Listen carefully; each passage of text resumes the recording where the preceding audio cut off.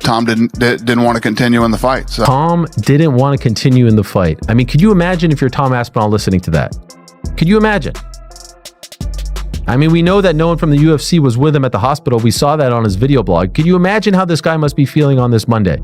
Everyone calling him into question, his heart into question, because he got poked in the eye multiple times. One of them knuckle deep, and his promoter is saying Tom didn't want to continue. Dana White has publicly shifted his stance on Tom Aspinall, and fans are calling him out for it. After the chaotic finish at UFC 321, many expected Dana to support his interim heavyweight champ following the eye poke incident. Instead, he went in the opposite direction. During the post-fight press conference, Dana didn't defend Aspinall at all. He actually praised Ciryl Gane, describing his performance as dominant and impressive, even saying Gane was the one who busted Aspinall up and that Tom chose not to continue. What he didn't mention? The accidental eye poke, the fact the fight ended because of it, or that Aspinall was in the hospital dealing with a painful eye injury. No sympathy, no context, nothing. And laid there on his back until John submitted him. Against the cage, Gane was sat there, not moving, not bucking, not shifting or fighting hands, sitting there like this until John locked up the guillotine on him. I'm very aware of what happened in that fight, and do I wish Tom would have finished him earlier?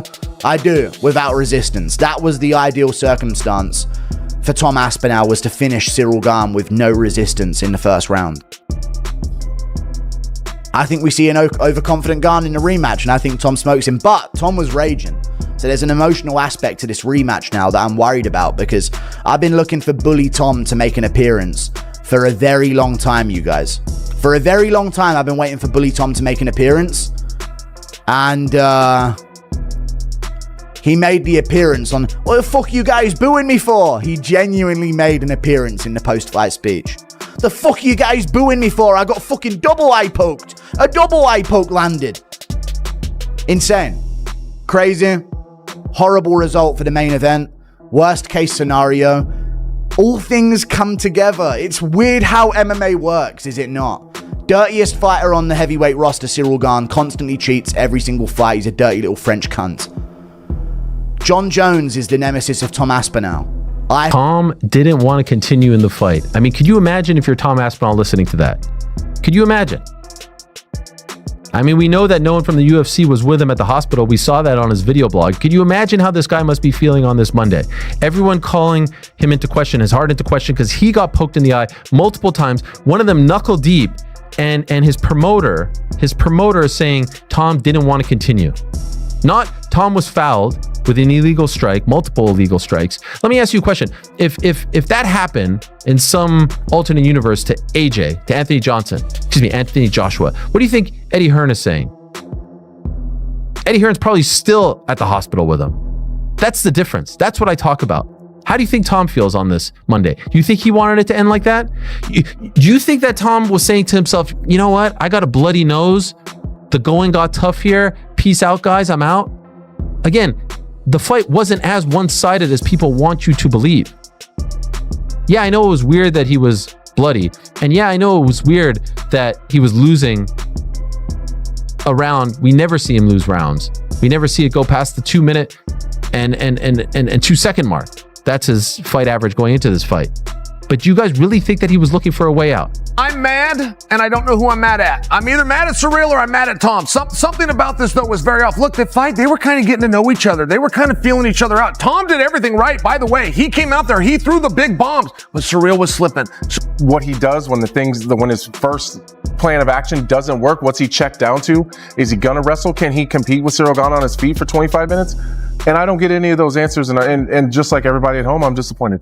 Being poked in the eye is illegal, Brendan, but to fight with one eye is very common. They've done that on the UFC broadcast, by the way, and humiliated Ciryl Gane for what he was fucking doing. That doesn't happen by accident. And you can hear Aspinall's team, what the fuck is this? A double poke? I just think Ciryl Gane's a dirty fucking cheat. I'm disgusted in that, like. I'm fucking disgusted. Because you can fucking take someone's eyesight for life doing that shit. All because the pressure's getting you and you're feeling the heat. What the fuck are you doing in there then? There should be a fine in the suspension for that level of shit, in my opinion. Because if you're going to fight like that, you're going to fucking blind people. But let's take a look at what Dana White had to say. And instead of standing behind him, Dana is publicly throwing him under the bus.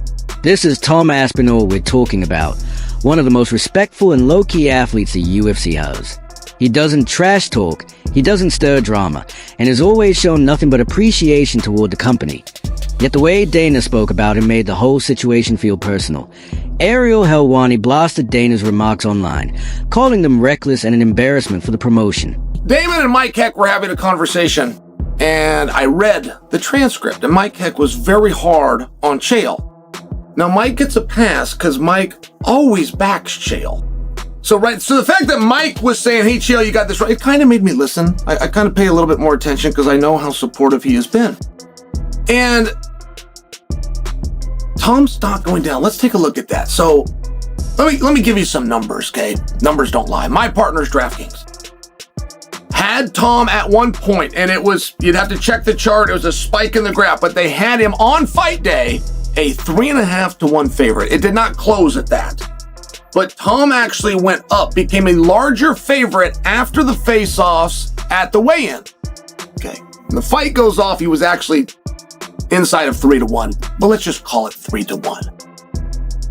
When my partners at DraftKings come out with a new line for the fight that is eventually going to take place, it's going to be close. There will be times, I mean, if they were to do it today and money starts coming in, they take action, that Ciryl could be the favorite. Try to imagine that. So when we talk about Tom's stock dropping, that's a very tough claim. I mean, on those hands, a guy that was a 3.5 to 1 favorite that is now the underdog, you'd think that his stock dropped. But the anticipation to see Tom versus Ciryl was very small, guys. That pay-per-view did not. Ariel emphasized that Dana never once criticized Ciryl Gane, despite the fact that Gane had been warned multiple times for extending his fingers and was ultimately responsible for the poke that ended the fight. Instead of addressing that, Dana appeared to shield Gane, even praise him, while shifting all the negativity onto Tom. A lot of fans think this isn't random. Many believe Dana's irritation with Aspinall has been building for a while. Not long ago, Tom mentioned that if his close friend Ante Delija ever joined the UFC and the promotion tried to match them up, he'd give up his belt before fighting him. Do you think that Tom was saying to himself, you know what? I got a bloody nose. The going got tough here. Peace out, guys. I'm out.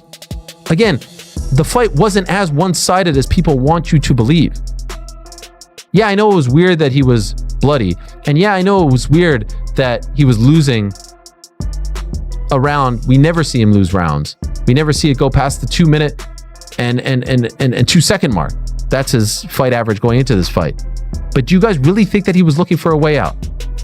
And again, I bring up the topic that I brought up last week, and I bring up the topic that I've been bringing up ever since I've been sitting in a chair like this, talking into a camera like that. This notion of intentional versus unintentional is the stupidest shit in sports. Period. Period. You don't hear it anywhere else. Let me ask you guys a question. Yesterday, I'm watching the New York Knicks against the Miami Heat. Crucial juncture of the game. Knicks are down like 8 or so. They have the ball. Josh Hart gets called for an offensive foul. Illegal screen. Do the referees converge and say, like, did he mean to do that or did he not mean to do that? No. A foul is a foul. Ball goes the other way. Because it went a few minutes. It doesn't mean in any way, shape, or form here that Tom Aspinall was struggling. He fucking wasn't. Ciryl Gane's a good technical fighter. He was making it more difficult to catch him. But it wasn't like he was dishing out loads of punishment just because Tom had a bloody nose from a punch. Fucking Floyd Mayweather had a black eye from fucking Deji. A little bit of damage when you're in there throwing big fucking fists at each other is going to happen sometime. It does not reflect the way the fight is actually going. Little bit of blood. When, as long as you can breathe out that nose, you are fine. And it's this context that in the MMA and fight world, people just fucking ignore for some reason. I saw Tom Aspinall in there land some nasty stuff too. I saw Tom Aspinall throw a high kick. I've never seen him throw a high kick. And it's partly because he's never had to throw a high kick. There are layers to these guys' games that we have to find only when they're fighting someone that not only deserves to be in there with them, but can extend them to a point where they have to use all of their weapons. I mean, look, DC knows MMA. I'm not going to say he's talking total shit there, but I think if Tom Aspinall is being experimental in there and showing us things that he's not showing us before, I don't think for 1 second it's because I'm going to struggle here. I need to throw a high kick. I've never done that before. I don't think that's in his mind at all. He's so comfortable in there. He is showing more of his skill set that he has said he's been working on in the last year. It was a significant eye poke. It wasn't like a little scratch. Yeah. It was, they went in. They were proper eye pokes, and Tom clearly was in a lot of pain. There's people saying online, well, he was saying multiple times, I can't see. If he wanted to continue, he shouldn't be saying that. The reality is, if he can't see, Tell the truth. if you can't see, you're allowed to say you can't see. People might point to me and say, well, you fought with one eye. Yeah, that was a secret because I shouldn't have been fighting. You know, Tom is the champion of the world. He doesn't want to go out there when his vision is impaired or vision is massively affected and potentially lose a fight that was shaping up to be a difficult fight. Ciryl Gane was on point tonight. He was looking good. We saw the damage on Tom's face. This was not an easy fight by any stretch of the imagination. He didn't want to continue with his vision damaged or not being able to see, so I don't blame him. The crowd were upset. I get that. They were frustrated. They've flown in from other countries. They've spent a lot of money. They've bought tickets, and the fight ends like that. I don't think the frustration was on Tom. I think the crowd was just annoyed at the situation. Some people believe Dana took those comments as a direct slap at the organization. And things only got more complicated when Tom's father, Andy Aspinall, publicly shared that he doesn't want his son signing another UFC contract once this one is over, insisting that boxing would pay far more and treat him better. With all that simmering tension, it's no shock that Dana eventually reaches breaking point. And history shows this pattern isn't new. Fighters like Francis Ngannou, Nate Diaz, and Tito Ortiz all dealt with the same treatment. The moment a fighter pushes back, questions the system, or talks about leaving, they suddenly become the problem. Now, the narrative being pushed is that Tom simply quit. But the video and the medical updates tell a completely different story. His eye was badly compromised.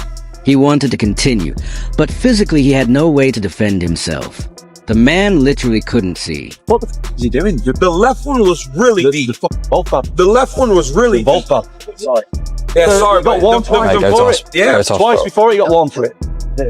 Mike Bisping, he lost his eye, and it's just a horrendous thing to think as a parent, really. And I know what it's like these days with people saying what they want, but if it's just your son and they could lose an eye and their health and they've got children to look after, you know, something needs doing about it. Yeah, it's horrendous for me. Dana White once again chose to defend the UFC's image rather than stand behind one of his top fighters. The backlash across the MMA community has been intense. Commentators, athletes, and fans are pointing out the double standard, arguing that Dana only supports fighters who fall in line, and anyone who speaks up instantly becomes a problem in his eyes. Tom's father has already hinted that his son may not stay with the UFC once his current contract expires, suggesting that other combat sports, especially boxing, could offer him far better pay and much more respect. And if that happens, many believe it could be one of the UFC's biggest missteps in years. Because if Tom Aspinall decides to walk away, the heavyweight division may lose its brightest star along with him.